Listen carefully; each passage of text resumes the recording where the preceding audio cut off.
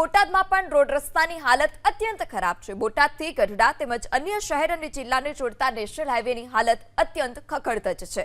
અહીં હાઈવે પર ખાડા છે કે ખાડામાં હાઈવે તે કહેવું મુશ્કેલ છે।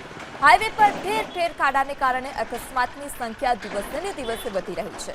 આટલું જ નહીં, બિસ્માર રસ્તાને કારણે વાહનોને પણ ચોક્કસપણે નુકસાન થઈ રહ્યું છે।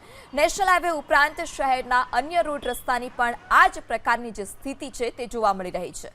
ત્યારે શહેરીજનોએ તાત્કાલિક રોડ રસ્તાને મોટરેબલ બનાવવા માંગ કરી।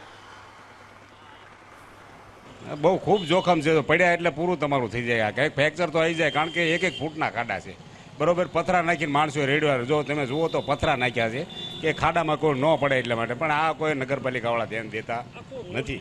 આગળ બ્રેક માર્યું ત્યાં પાછળથી કોક ભટકાય, પાછળ આગળવાળા બ્રેક મારે તો એમ ભટકાવી। રાજકોટ જવું હોય, ભાવનગર જવું હોય, ઢસા જવું હોય, અમરેલી જવું હોય,